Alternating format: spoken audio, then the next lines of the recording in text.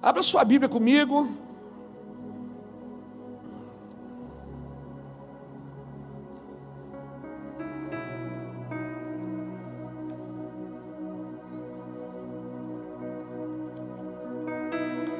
Abra comigo em Hebreus. Hebreus capítulo 10. Eu estou em Hebreus há alguns dias, né? Ontem no café a gente falou de Hebreus capítulo 11. Os mergulhados aqui em Hebreus. Hebreus capítulo 10.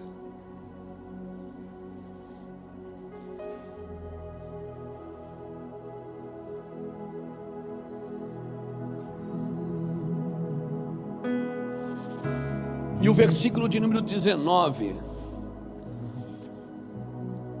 Eu não costumo olhar muito os cabeçalhos dos temas bíblicos, até porque esses temas foi colocado, né, por alguém que queria dar um norte para a leitura, mas eu não costumo me apegar muito aos temas. Mas esse tema aqui é interessante, é exortação à perseverança. E diz assim, versículo 19, diz assim: portanto, irmãos, tendo ousadia para entrar no Santo dos Santos pelo sangue de Jesus, pelo novo e vivo caminho que Ele nos consagrou pelo véu, isto é, pela sua carne, e tendo grande sacerdote sobre a casa de Deus, cheguemo-nos com um verdadeiro coração, em plena certeza de fé, tendo o coração purificado de má consciência e o corpo lavado com água limpa. Guardemos firme a confissão da nossa esperança, pois fiel é aquele que fez a promessa. Consideremo-nos uns aos outros para nos estimularmos. Olha aqui, o escritor de Hebreus está dizendo, a gente tem que se estimular um ao outro, a gente tem que botar gás um no outro, tem que empoderar um ao outro, é isso que ele está dizendo. Então consideremos-nos uns aos outros para nos estimularmos ao amor e às boas obras, não deixando de congregar-nos, como é costume de alguns, mas admoestamo-nos uns aos outros, e tanto mais quanto vede que vai se aproximando aquele dia. Aleluia. Meu Deus, graças a Deus. Eu gosto muito de Hebreus, porque Hebreus é a graça explicando a lei. Pai, obrigado pela tua palavra, obrigado pela tua santidade. Senhor, eu não quero nada além de ti. Tu és o meu Deus, a minha vida está em ti, a vida desta casa está em ti. Nós só queremos pregar o evangelho, Senhor, e aquilo que não sabemos, perdoa a nossa ignorância. Nós queremos aprender com o Senhor, com o teu Espírito. Acima de tudo, queremos o teu Espírito sobre nós, Pai. Vem com o teu fogo, vem com a tua glória, vem com a tua presença. Louvado é o nome de Jesus. Abra o meu coração e a minha mente para a revelação do Senhor, para que o teu Espírito coordene as nossas intenções e atitudes aqui nessa noite. Sim, Deus, toma o teu lugar aqui. Toma o teu lugar em nossas vidas. Toma o teu lugar aqui, Senhor, nessa casa, nesta palavra. Toma o teu lugar, Senhor. Tu és o Deus vivo. Oh Espírito Santo, abre os corações que aqui estão, Senhor.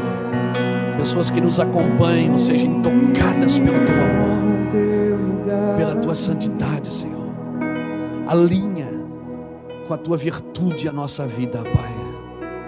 Aleluia, aleluia.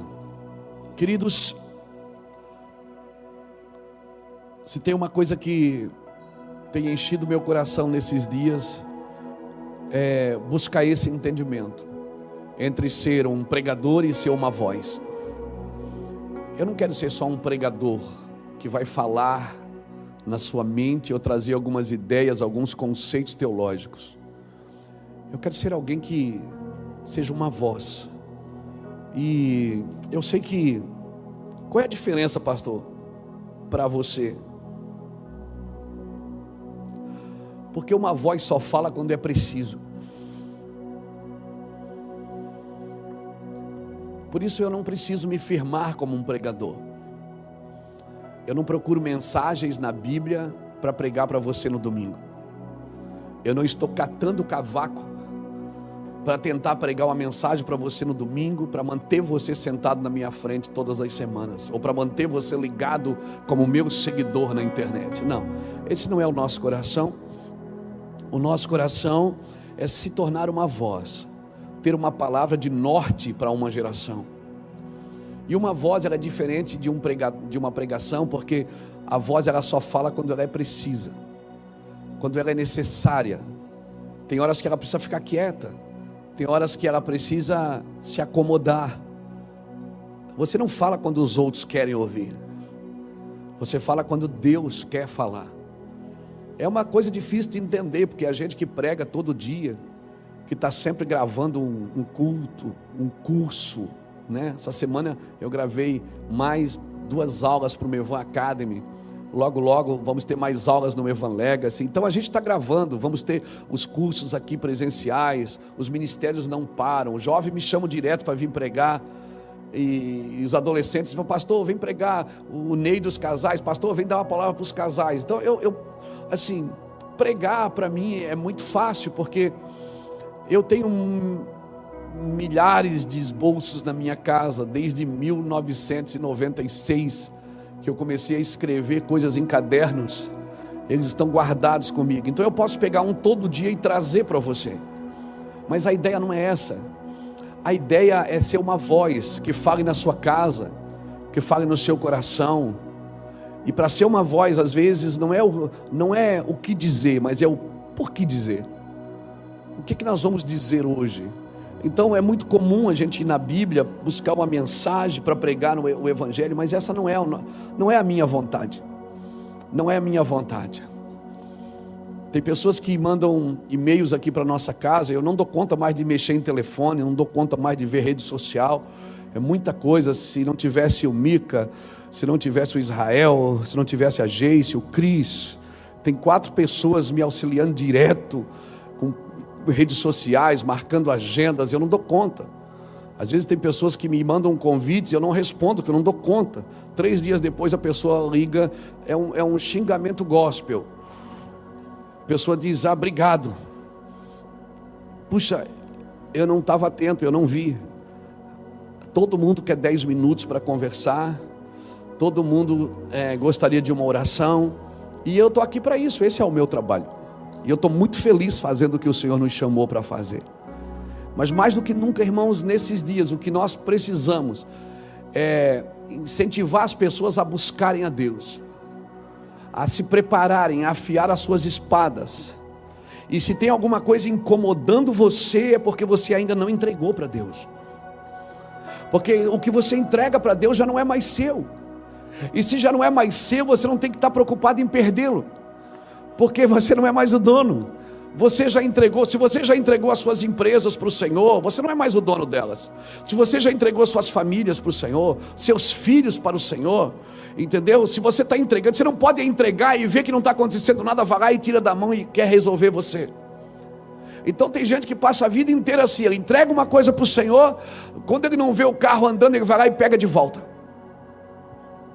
Não, se você já entregou para o Senhor, nada mais é seu, e você não deveria estar preocupado em perder isso ou não. Por quê, pastor? Porque, irmãos, se tem alguma coisa perturbando você, é porque você ainda não entregou para o Senhor. Se você entrega seu ministério para o Senhor, você não arromba portas, as portas vão abrir. Você não vai precisar arrombar as portas, todas as bênçãos virão sobre ti e te alcançarão. Uma pessoa que passa com a marreta na mão o dia inteiro, tentando derrubar uma porta para entrar, para depois justificar um testemunho, dizer foi Deus que fez. Não foi Deus quem fez. A maioria das pessoas que dizem que foi Deus quem fez, não foi Deus quem fez. Foi a vontade de ter, foi a vontade de fazer, foi a vontade de entrar. Foi uma ansiedade, é um sofrimento por uma coisa que ainda não chegou. Fica tranquilo, irmão, vai acontecer. Amém? Eu nunca vi ninguém ser leal com Deus e Deus não ser leal com ele. Amém? Se você honra a fé te honra. Se você honra a Deus, Deus te honra. Então, querido, não tem como dar errado para uma pessoa que serve a Deus. Então eu não preciso fazer nada, eu que vou adiante de ti, quebrando as portas de bronze, despedaçando os ferrolhos de ferro, dar-te-ei tesouro das trevas. Você tem que aprender uma coisa: não existe guerra entre trevas e luz. Não existe guerra, porque onde chega a luz, as trevas são dissipadas. Não existe essa guerra. Até ali uma coisa interessante, me esqueci quem falou isso, que eu não tenho problema de trabalhar com meninos que têm medo do escuro. Eu tenho problema de trabalhar com adultos que têm medo da luz. Que quando a luz clareia na vida deles, eles têm medo de entrar. Tem medo, sabe por que a gente tem medo da luz, irmão? Porque a luz revela quem somos. E quando o Senhor diz, tem de ousadia para entrar, Ele está dizendo, entra. O problema é entrar, irmão, que depois que entrou não sai mais. Você é afetado para sempre com a glória de Deus. Você não presta para mais nada, você não serve para mais nada. Você pode ser o maior empresário, a glória de Deus não entrar na sua casa, você vai dar cabeçada na parede. Você pode ser o cara mais conhecido, famoso da terra, você pode ter dinheiro à vontade, mas se você entrou, não tem quem entra no Santo dos Santos, como diz o Duda, como canta o nosso Duda aqui, em outro lugar não sabe viver, irmão. Quem já provou dos santos, quem já bebeu disso, não sabe viver em outro lugar, não adianta. Pergunta para um desviado se ele é feliz. Não, ele pode estar se divertindo agora, mas ele não é feliz. Ele pode estar se divertindo agora que ele tem forças para se divertir, tem dinheiro para se divertir, tem tempo para se divertir, mas ele não é feliz, irmão. Eu estou convidando você para ser feliz. Pastor, mas não é fácil viver com Jesus e sendo feliz. Irmão, se a felicidade não estiver aqui, a gente vai ser feliz sem ela. Porque com Jesus não tem como não ser feliz. Felicidade é um estado de espírito, é você que decide, eu sou feliz. É um estado de espírito. Se você der o seu coração para outras pessoas definirem quem você é, você ainda não sabe quem você é. Você precisa dar o seu coração para Jesus definir quem você é, e outras pessoas ajudar a cuidar do seu coração. Aleluia, queridos. Então, o processo da poda. Quem aqui vive poda direto? Já viu alguém podando uma roseira? Já viu? Não é para ferir a roseira, é para melhorar a qualidade da rosa. O processo da poda é para melhorar a qualidade do nosso evangelho, querido, a qualidade da nossa fé. Então é necessário viver a poda. Pessoas que vivem fugindo da poda, né? O cara vem podar, Jesus vem podar, o Espírito Santo, ele fica se esquivando do tratamento. Não tem como, lá na frente vai ser pior. Se deixe tratar agora. Deixe o Espírito Santo pegar você por dentro agora. Amém? Amém, irmãos? Não, pastor, mas eu venho todo domingo no culto, eu ouço. Irmão, quando você ouve o evangelho, não é para saber, é para ajudar, é para servir. O evangelho, quando eu ouço o evangelho, isso tem que bater dentro de mim, isso tem que me causar o desejo de fazer algo por Deus, algo que vai dar continuidade. Por isso, quando eu vejo moços como Natan falando com esse entusiasmo, com esse nível de autoridade, quando você vem aqui no culto de jovem, aquela montoeira de jovem, e você tem um líder de jovem que não precisa aparecer, ele fica sentado assistindo todo mundo trabalhar, não tem problema com a autoridade, não tem problema se alguém aparece mais do que ele, se alguém está pregando melhor do que ele, se alguém está tocando melhor. Sabe o que eu vejo? Um nível de maturidade crescendo no nosso meio, irmãos. Eu estou muito feliz com isso. Assim, todo mundo, ninguém mais quer pegar o seu pedaço da pizza e sair correndo. E tem gente que nem gosta de pizza, mas diz, é o meu pedaço, deixa aí que é meu.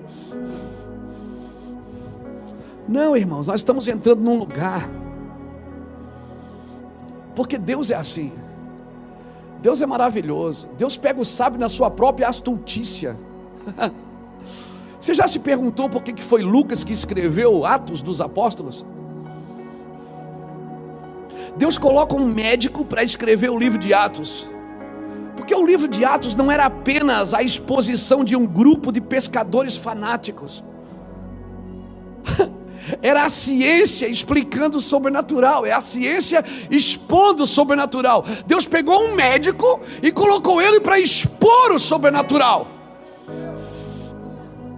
Deus pega um homem como Paulo, um cara inteligentíssimo, que aprendeu aos pés de Gamaliel, e põe ele para pregar para os leigos. Pega Pedro, que não lia nem escrevia, e bota ele para pregar para doutores da lei. Se Deus não tem juízo, irmão. Ele é maravilhoso. Ele pega o sábio na sua própria astutícia. Ele pega o cara que estava preso, o carcereiro que cuidava do prisioneiro, e ele leva Paulo para a prisão para salvar um carcereiro. Se você não anda no cenário de Deus, na agenda de Deus, você não vai entender o que eu estou dizendo. Você vai achar que Deus está sempre perseguindo você. A impressão que você tem é que Deus não atenta para as suas necessidades. Se Deus tivesse dito para José: José, eu vou te levar para o Egito. José, teus irmãos vão te dar um pau, vão quebrar 2 dedos seus. Depois eles vão vender você como escravo, e você vai para a casa de Potifar. José, na casa de Potifar, a esposa dele vai querer dormir com você, e você vai ser preso, José, por um crime que você não fez. Mas fica tranquilo, é só 10 anos. E você não vai, e você, como é nobre, você não vai colocar a culpa nela, para guardar aquele lar. E você vai preso, mas é só 10 anos, fica tranquilo. Depois eu vou tirar você de lá e você vai ser governador do Egito, aleluia! José ia dizer o quê? Sangue de Jesus tem poder, eu não vou não. É por isso que Jesus não conta para você o que ele vai fazer. Ele abre uma porta e você entra, ele abre outra, você entra, ele abre outra, você entra. Ele vai mostrando em detalhes, virando uma página de cada vez, para você não desistir de nada do que ele vai fazer na sua vida. Ei, esta leve e momentânea tribulação não está para se comparar com o eterno peso de glória. Ah, meu Deus, eu vou voar aqui. Esta leve e momentânea tribulação não está para se comparar com o eterno peso de glória. Você acha que Deus vai contar tudo? Eu só sei de uma coisa: o fim é glorioso. E se não está glorioso é porque não chegou no fim ainda. O fim disso é glorioso. O fim vai ser glorioso. O fim é maravilhoso. Então, mantenha sempre 2 palavras no seu coração: seja leve e seja doce. Não dá trabalho para os outros, irmão. Seja leve. Se alguém precisar carregar você, vai ser leve. E seja doce. E que as palavras que saiam da sua boca sejam leves e doces, porque você pode um dia precisar engolir todas elas de volta. Pegou? Que as palavras que saiam da sua boca sejam leves e doces, porque Deus vai fazer você viver tudo que você deseja aos outros. É, pastor, vai. Porque à medida que você mede, você é medido. Agostinho fala uma coisa interessante. Ele dizia assim: se um homem mau fizer mal para você, perdoa-o logo, para que não haja 2 homens maus na terra, que haja só um. Então, querido, não pense que as palavras que você libera, elas não vão voltar. Elas vão voltar para você. Toda palavra que você libera, você vai ter que dar conta dela. E como é que você dá conta dela? Com a sua vida. Então aquilo que você deseja para os outros, isso vai bater na sua porta. Você vai ser provado por toda a sentença que você libera. Deus vai fazer você viver por todas as sentenças que você libera. Então seja leve e doce, meu irmão. Seja leve e doce, estimulando uns aos outros, encorajando as pessoas sem coragem, trazendo uma simetria, trazendo equilíbrio para as pessoas que andam desequilibradas. Esse texto, exortação à perseverança. Primeira coisa que eu aprendo aqui, ousadia para entrar, que não depende mais de Deus. O está consumado de Jesus na cruz abriu uma lacuna para mim, eu posso entrar, o véu foi rasgado. Eu preciso ter ousadia. Agora, não é só ousadia para entrar, porque para entrar eu tenho que ter ousadia para viver isso. E eu vou viver isso. Eu não vou viver isso de domingo a domingo, de culto a culto. Eu vou viver isso diariamente. Essa palavra vai bater na minha porta, meu irmão. Vai bater na minha porta. Então a primeira coisa, anota aí. Se você trouxe uma caneta, ou anota no bloquinho de nota aí do celular. Bota no modo avião, né, querido? Primeira coisa que eu aprendo aqui nesse texto, de Hebreus 10, 19 a 25. Primeiro, tendo ousadia para entrar. Segundo, um verdadeiro coração. Irmãos puros de coração verão a Deus. E como é que eu purifico o meu coração, pastor? Liberando as amarguras, liberando as dores congeladas dentro dele, os ressentimentos, abrindo mão. Irmão, a gente precisa aprender a viver como cristão curado. Amém? Soltando as pessoas que estão presas em nós. Verdadeiro coração, eu já falei disso. Essa água aqui está limpa, mas você não sabe se ela está pura. Eu sei, porque eu estou provando. Então eu posso vir aqui mostrar uma coisa para você e dizer: olha, está puro, está vendo? Você sabe que está limpo, mas nem tudo que está limpo está puro. Por isso, você não tem o poder de julgar ninguém, porque só quem prova desse coração é Deus. As pessoas não conhecem o coração uma das outras. Às vezes, na força da expressão, a gente diz: eu conheço teu coração. Não conhece. O próprio Deus diz que nem você deve seguir seu coração, porque ele é enganoso. Se nem você pode seguir teu coração, como é que você quer dar o teu coração para o outro seguirem?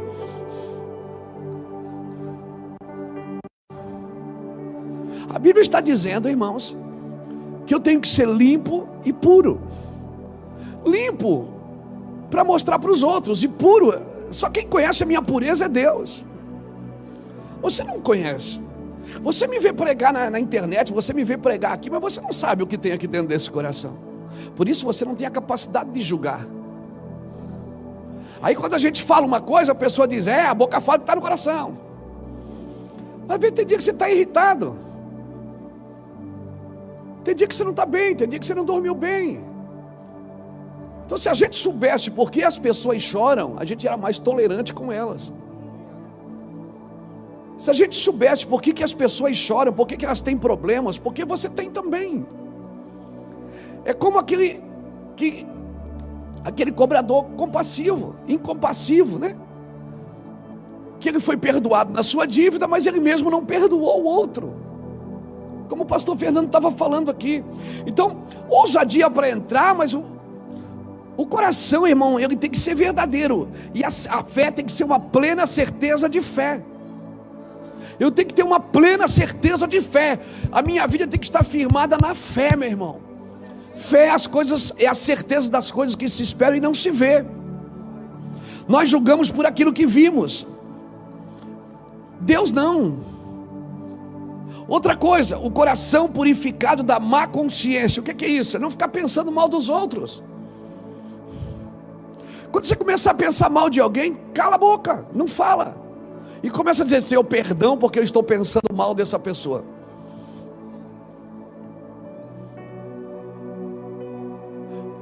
Então o coração purificado da má consciência e o corpo lavado com água limpa, guardar firme a confissão da nossa esperança, estimulando uns aos outros em amor e boas obras. E aí ele para aqui no verso 25, ele fala uma coisa interessante, ele diz: não deixando de congregar, como é costume de muitos. Por quê? Porque isso se dá na congregação.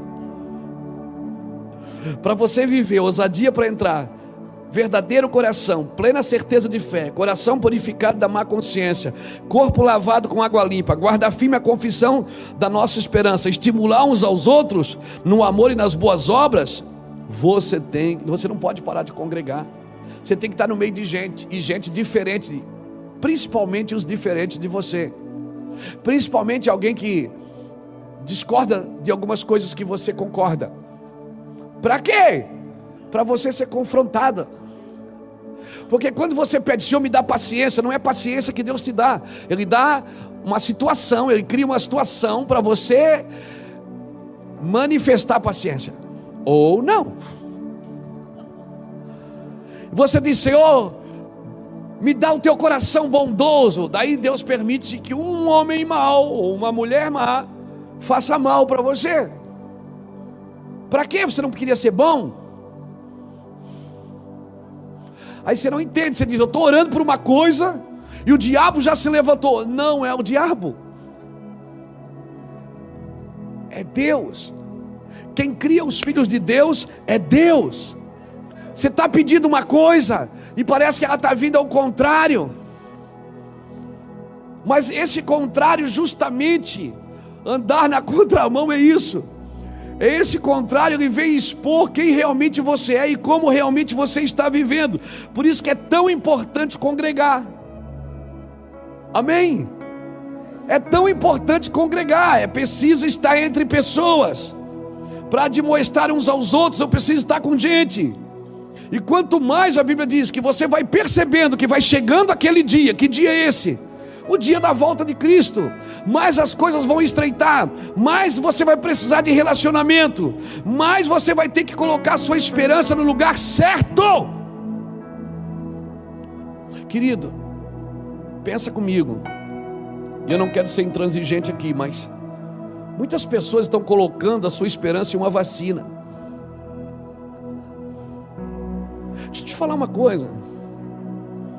Por que as pessoas colocam a esperança numa vacina? Porque elas acreditam que tudo vai voltar ao normal. Não vai. Não vai. Acorde, igreja, põe a sua esperança no Senhor. Põe a sua esperança no Senhor. Não adianta vir aqui falar bonito, não adianta aqui dizer que nós vamos viver um avivamento. Hoje nós estávamos conversando lá em casa, não foi? Nós estávamos conversando lá em casa e alguns irmãos, e a gente pensava, começamos a falar de Evans, né? Evans Robert, do país de Gales. Foi isso, começamos a falar do avivamento de Gales. E eu disse assim: cara, vamos em Gales. Bora em Gales. Eu disse assim: vamos pegar assim uns 10 caça-fantasma, assim 10 homens que acreditam no avivamento, e vamos passar 7 dias em Gales. Porque parece que Evans Robert, parece que tem um avivamento lá que não perdurou, que ele acabou antes do tempo, ele foi impedido. É o meu sentimento. E nós começamos a conversar lá em casa e, oi meu Deus, o negócio começa, eu não sei quanto a você, eu começo a falar de avivamento, eu fico doido. Amém? Por quê? Mas não falar de avivamento no meio de uma pandemia, irmão, o doente é a matéria-prima do milagre. A necessidade é a matéria-prima da prosperidade. Amém? É necessário que haja a corrupção para que a justiça de Deus seja estabelecida pelas pessoas corretas e boas. É necessário. Quem quer ir a Gales? Bora, vamos embora, Davi. Vamos em Gales. Vamos lá para ir em Gales, passar 7 dias. Vou pegar o dinheiro dos colchão e vou ver Deus. Tô brincando. Tô brincando. Tô brincando. Mas eu conheço gente que pega o dinheiro. Não, deixa quieto. Vamos para frente. E eu fiquei pirando lá em casa. Eu já fiz um planejamento para ir a Gales. Eu não sei quando, mas já está lá escrito: Senhor, eu quero ir a Gales. Eu quero ficar 7 dias em jejum e oração lá e dizendo: eu quero isso. eu quero aquilo que não perdurou, eu quero aquilo que não continuou, eu quero pegar isso, eu quero levar isso para o Brasil. Eu quero, irmão, eu sou doido, eu quero. Eu não sei quando vai ser, mas já está escrito lá na minha agenda. Senhor, Gales, nós queremos ir lá orar, onde Evans Robert orava. Nós já tivemos, eu tive em lugares que Spurgeon pregava, eu tive em lugares que John Wesley, tivemos na casa de John Wesley lá em Londres, tive lugares lá em Martha Vineyard, onde Spurgeon pregava, tive no tabernáculo em Londres, tive na rota do avivamento nos Estados Unidos, e em cada lugar que eu ia só tem monumento hoje. Eu digo, Deus, nós queremos isso. Esses homens foram incendiados por um evangelho simples, um evangelho pé descalço, um evangelho sem ostentação, sem muito dinheiro, sem muita coisa, sem muita fama. Mas eles entravam em 4 ou 5 pessoas dentro de um quarto, Senhor, eles incendiavam uma nação. E nós queremos isso, Senhor. Nós buscávamos isso, nós queremos isso. Irmãos, abra comigo 1 Timóteo. Você não tem planos assim de resgatar algumas coisas que ficou no caminho? Você não tem planos? Eu quero, irmãos, resgatar coisas que ficaram no caminho. Não para mim não, mas para a igreja. Eu acredito que a igreja, como disse o Davi aqui o pastor Davi quando abriu essa reunião, a igreja está sempre presente, ela é uma igreja de vanguarda. Em todas as gerações houve alguém que segurou a ponta da corda, que segurou a bandeira no mastro. Sempre teve gerações que buscaram ao Senhor, irmãos. A igreja nunca esteve. Tem gente que diz, a igreja está morta, a igreja está desviada, a noiva é do noivo, irmão, ele ressuscita ela a qualquer momento. É um estralar de dedo, é só achar alguém que esteja disposto e disponível para isso. Ah, meu Deus, eu quero isso, Jesus. Dá isso para a gente, Senhor. Se não tiver o templo, amém. Se não tiver os colchões, amém. Se não tiver as coisas, amém. Mas nós queremos pegar essa tocha, Senhor, que foi apagada em algum lugar, e trazer ela para a nação brasileira. Nós queremos isso, Senhor, em nome do Senhor Jesus Cristo. Oh, Senhor, dá para a gente esse lugar, Senhor. Queima a gente com o teu fogo, incendeia os nossos jovens. Oh, meu Deus, eu quero isso, Jesus.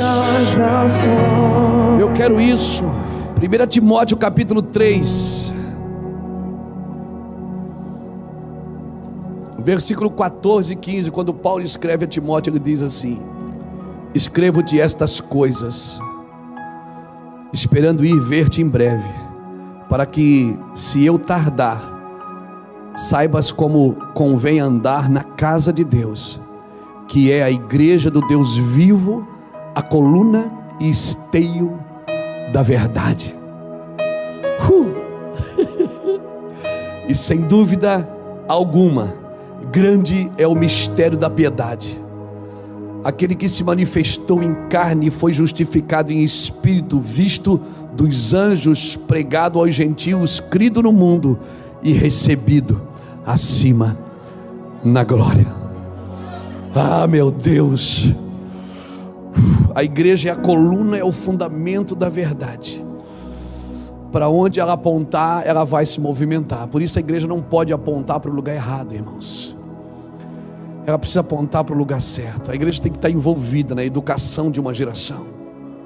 Ela tem que estar envolvida no crescimento, na saúde de uma geração. Ela tem que estar envolvida na decisão, nas decisões de uma geração. Ela precisa estar envolvida. Ela precisa entrar sem se sujar, irmão. É possível ela tocar várias áreas. Ela pode tocar a cultura de uma geração.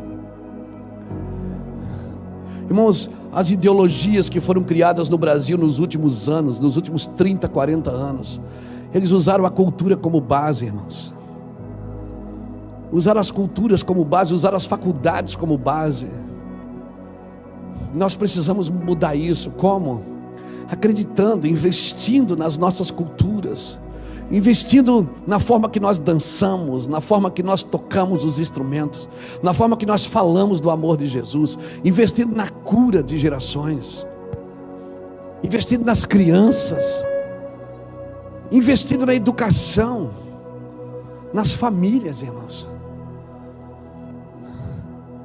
As ideologias se instalaram no mundo através das universidades, das escolas. Nós precisamos, sim, irmãos. Oxalá que se levante as próximas escolas, como foi no começo da igreja.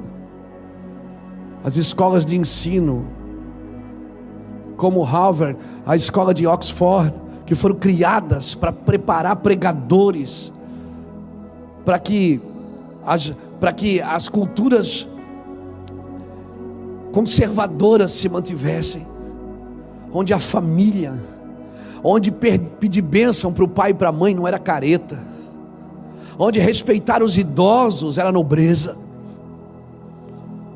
onde respeitar as autoridades, sejam elas quem fossem, onde você ia para a sala de aula e quando a professora entrava, todo mundo ficava de pé e rezava, onde finais de semana você hasteava a bandeira do Brasil na posição de sentido, mesmo não sabendo cantar o seu hino nacional com a letra tão difícil que é, mas você estava ali, havia desejo, onde Cristo, onde você passava, os católicos passavam na frente de uma igreja e faziam o sinal da cruz em reverência, onde os evangélicos iam na igreja, deixavam o chapéu na porta, e quando entrava o vô pegava pela mão e dizia: estamos entrando na casa do Senhor. Onde parece que as pessoas perderam a reverência. Hoje as pessoas dizem: não, eu sou católico, mas não sou praticante. Não, você não é nada, amigo. Eu sou evangélico, mas eu não estou indo na igreja. Você não é nada. As pessoas perderam a noção do caminho, porque saíram do Santo dos Santos, pegaram o fogo que lá tinha, trouxeram para fora, e acham que pode conduzir as verdades de Deus de acordo com as suas vidas humanistas. Não podem, irmãos. Nós precisamos de um avivamento, desesperadamente de um avivamento. Nós precisamos do fogo de Deus consumindo os nossos pecados, as nossas intenções malignas, as nossas lascívias e imoralidades da mente. Nós precisamos olhar para uma mulher e não ver um pedaço de carne, olhar para um homem e não ver um pedaço de carne. Nós precisamos respeitar as crianças, respeitar os mais velhos. É essa cultura conservadora que o mundo quer tirar. E essa cultura, irmãos, ela só se prevalece em avivamentos. Porque num avivamento Deus passa o seu prumo e Ele alinha todas as coisas. Ele alinha, o respeito volta para o cenário, a educação volta para o cenário.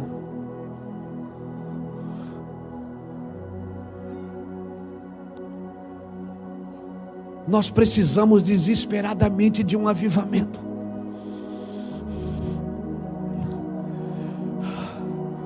Nós precisamos orar a Deus. O caminho está perto. Olha, irmão, está tudo pronto. O véu já foi rasgado, o Senhor já gritou: está consumado. Ele está dizendo: Luiz, você pode entrar. Você pode pegar a sua Bíblia, você pode buscar a minha presença, você pode se separar para mim, você pode deixar o rio correr através de você. Você precisa saber que você é a coluna da verdade, o esteio, o fundamento. Você pode apontar o caminho, mas parece que a igreja não está preocupada em apontar o caminho, ela está mais preocupada em encher suas cadeiras. Eu não sei quanto a você, mas eu estou desesperado por um avivamento. E eu só sei que só existe uma maneira de um avivamento chegar: é se o grão de trigo cair na terra e morrer. E se ele morrer, ele vai dar muito fruto, Fernando. Deus não pode usar homens que estão vivos ainda. Deus não pode. A sua vida só vai tocar a dos outros quando ela não for mais sua. O seu evangelho só vai tocar a vida dos outros quando você estiver morto para você mesmo. Sua empresa só vai entender o que é prosperidade quando você fechar o caixa e entender que você pode manter pessoas nas nações, você pode manter obras sociais, você pode dar comida. Deus não mandou você orar para quem está com fome, Ele diz: dá a quem tem fome. Ele não disse ora por ele, Ele disse: dá comida para ele. Ele não mandou você orar para quem está com sede. Ele disse: quem está com sede você dá água, quem está com fome você dá a comida. Eu estou orando por um avivamento. Eu quero isso, irmãos, e eu sei que você quer também. Nós estamos que nem aquela semente que caiu no meio dos espinhos. Nós estamos sufocados. Nós estamos sufocados com tanto consumismo, com tanta exibição.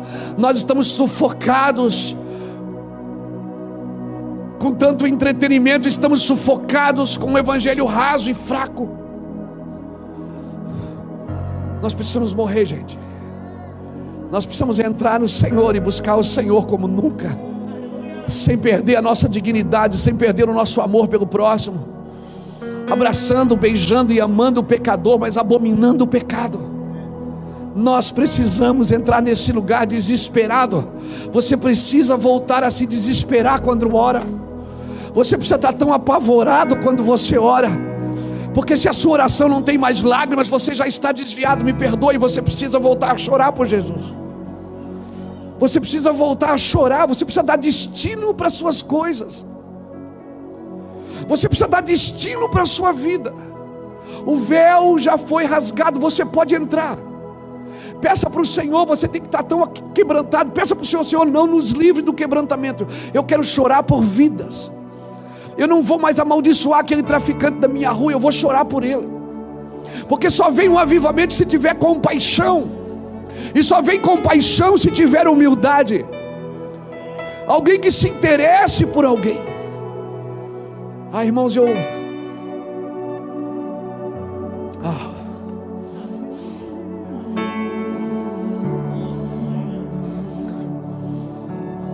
não sei pregar mensagens motivacionais.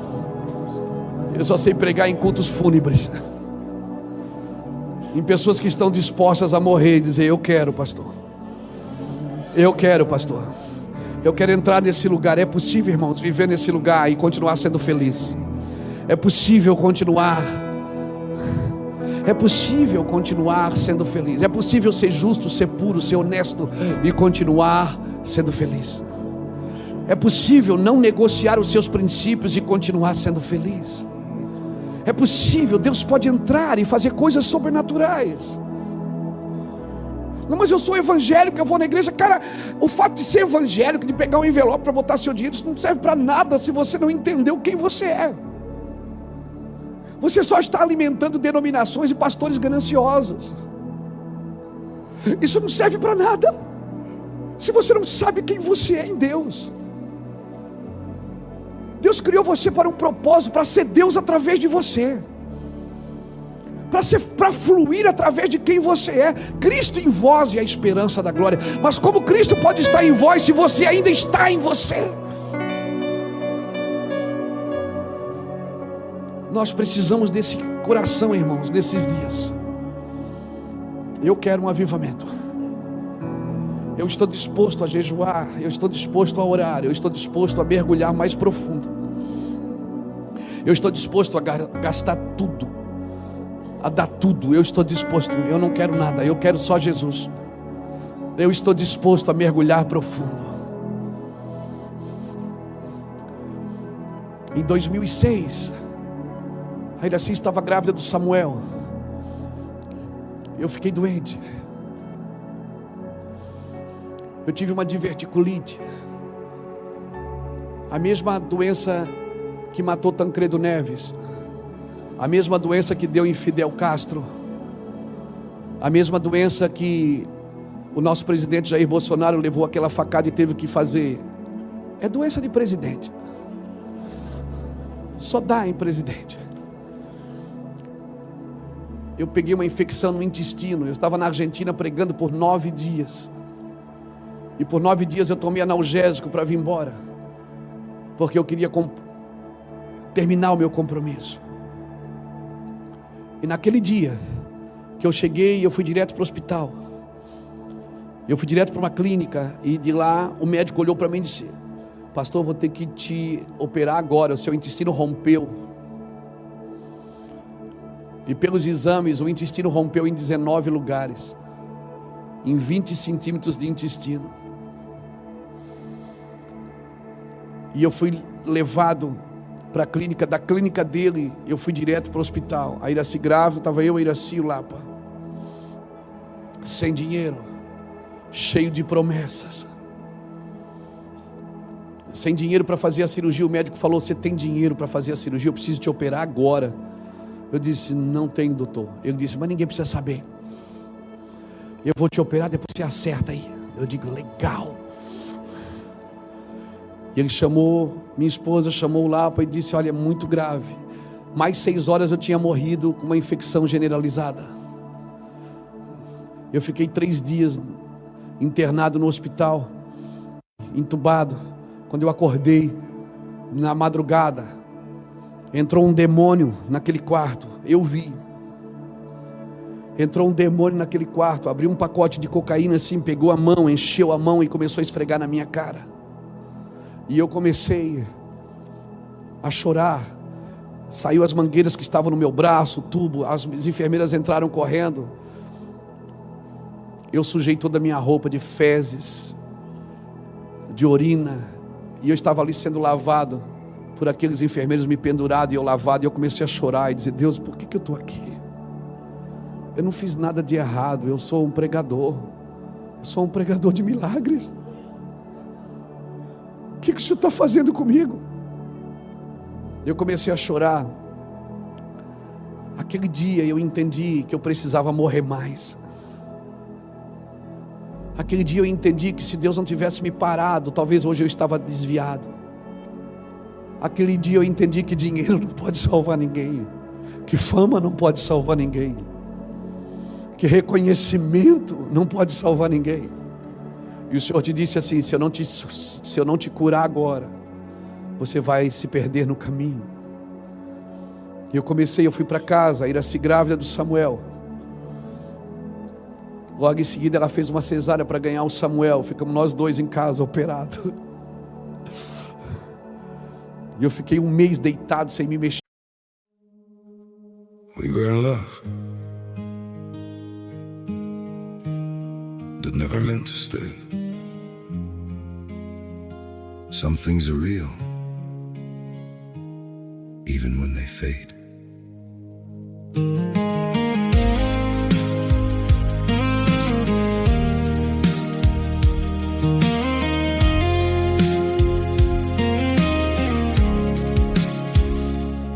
I used to think if we kept holding on, we could bend the truth somehow. But love can't fight what's pulling us apart, and it's breaking us down now.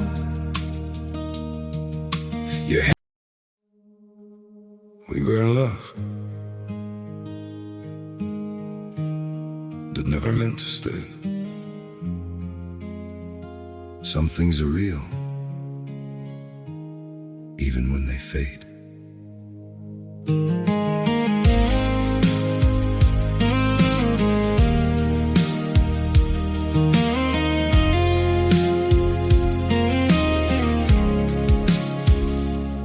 I used to think if we kept holding on, we could bend the truth somehow. But love can't fight what's pulling us apart, and it's breaking us down now.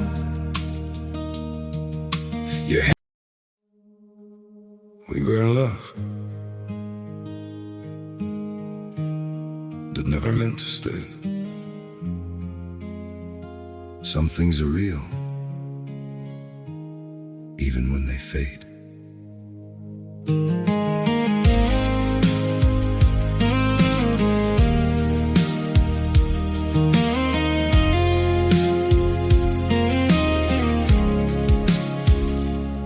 I used to think if we kept holding on, we could bend the truth somehow. But love can't fight what's pulling us apart, and it's breaking us down now.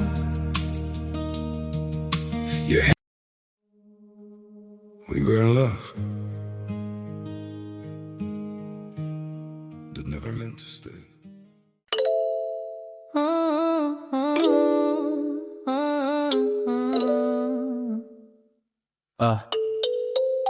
Yo, that is stream dreams, screens gleam, got me deep in the seams. Fiber optic vibes across the miles, this connection thrives. Good connection thrives. Firewall blazes, no phases, my heart amazes you through the pixel haze in these digital days.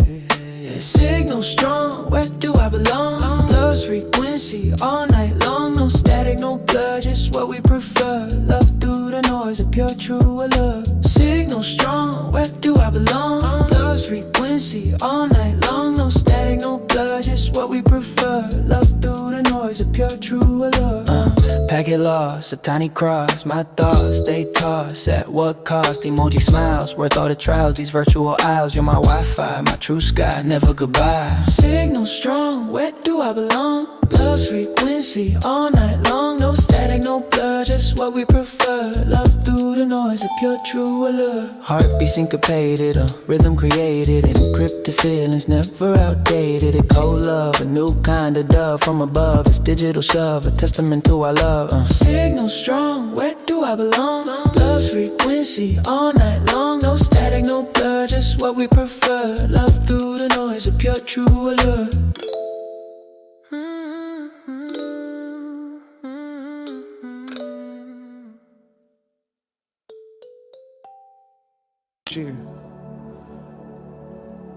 E eu entendi, irmãos, que foi o melhor seminário da minha vida. Não foi com a Bíblia na mão, não foi sentado numa igreja, foi sendo tocado pelos céus. Começou um avivamento na minha vida. Eu já sempre fui muito maluco por Jesus, sempre muito doido por Jesus, mas aqueles dias começou um avivamento na minha vida, um avivamento de perseverança. Eu não desisto de nada, porque eu estive no vale da sombra da morte. Eu vi o que um homem pode viver. Eu fui exposto, e aquelas mulheres começaram a me lavar, e eu chorando, e tinha um crente lá, e ele dizia: calma pastor, vai dar tudo certo. Eu comecei a gritar, e comecei: eu digo: diabo, você vai ver quando eu sair daqui. Você vai ver quando eu sair daqui. Eu vou pregar o evangelho todo dia, eu vou aonde Deus me enviar. Você vai ver, diabo. E de lá para cá, irmãos, a nossa vida começou uma vida de renúncias. Sempre foi, mas dali parece que a coisa ficou mais aguçada. Eu estou convidando você para entrar em lugares mais profundos, irmãos, em lugares mais profundos no Senhor. Se Deus tiver que te parar, Ele vai parar você. Não é por muito falar, irmãos, é por entender o que Deus quer. Deus vai mostrar para você que você não pode sem Ele. O caminho está aberto, você decide se entra ou não. De lá para cá nós temos vivido, eu e Iraci, essa casa, nós os pastores. O Lapa estava comigo lá, e a Iraci também. Eu tirei a minha aliança, o relógio, chamei o Lapa orou comigo. Eu disse: ó Lapa, se eu morrer, nós choramos. Eu disse: se eu morrer, cuide da minha casa, cuide da minha família. Nós choramos, nos abraçamos, e eu disse assim: olha Lapa, a unção que Deus nos deu para começar esse ministério, eu transfiro ela toda para você, ela é sua. Quando eu acordei, eu disse: cadê o Lapa? Me dá de volta a unção aqui. Não foi, Lapa? Não foi assim? Foi assim, irmão. Eu acordei, eu disse: cadê o Lapa? Devolve aqui a minha unção. E aí no banheiro, o Lapa dando um banho em mim.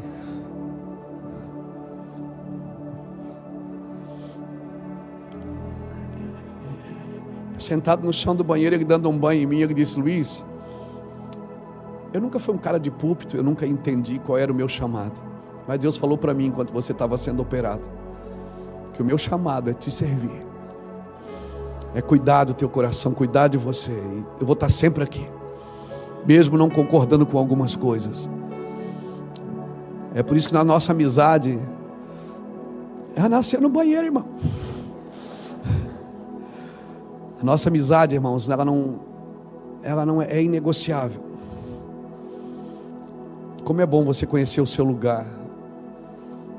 E nós, de lá para cá, Nós temos vivido, não só nós, mas toda essa casa tem vivido situações muito difíceis para estar nesse lugar. Você vê na internet, você diz: que palavra, que unção. Você não sabe quanto custa isso. Você não sabe quantas renúncias, quantos meus filhos pagaram para estar aqui. O que eles tiveram que renunciar. Minhas filhas, meus filhos, nosso lar. Você não sabe como a gente vive dizendo não todos os dias, tocando só naquilo que é permitido, procurando viver um evangelho sadio até que ele venha. Isso não tem preço, mas o valor é incalculável. Eu tenho legalidade para vir aqui na sua frente e falar o que eu estou falando. Eu não sou um produto virtual, irmãos. Eu não sou um produto da internet. Essa casa, ela ficou conhecida por causa do seu coração, e eu espero que isso se mantenha até a volta de Jesus. Ela ficou conhecida por causa da sua generosidade, por causa da sua bagunça, que tem tudo para dar errado, mas dá certo. Que eu mesmo, às vezes eu olho, chego aqui segunda-feira, entro na minha sala, ponho a mão na cabeça e digo: Deus, falta isso, falta aquilo e outro.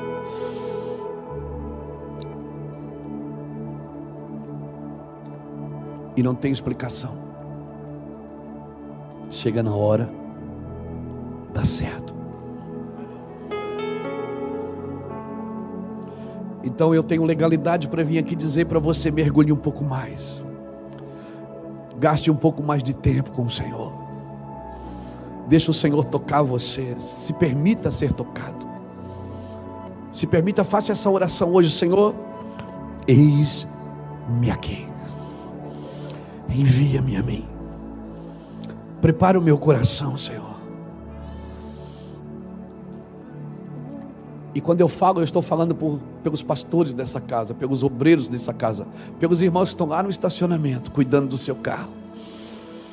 Aqueles irmãos, pelos irmãos que estão ali em cima, transmitindo o culto pela internet,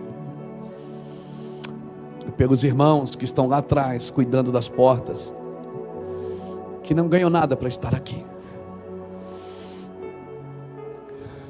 mas acreditam nisso. Eu quero louvar o Senhor, e que a gente continue nesse lugar de lealdade com o Senhor, esse lugar de entendimento com o Senhor. É possível, irmãos, viver um avivamento. O véu foi rasgado. Entre pelo novo e vivo caminho. É possível, irmãos. Toque alguém que está do seu lado, diga: é possível. Diga para ele assim, que a árvore, mesmo cortada, ao cheiro das águas, ela brota de novo. Ela brota de novo, irmãos.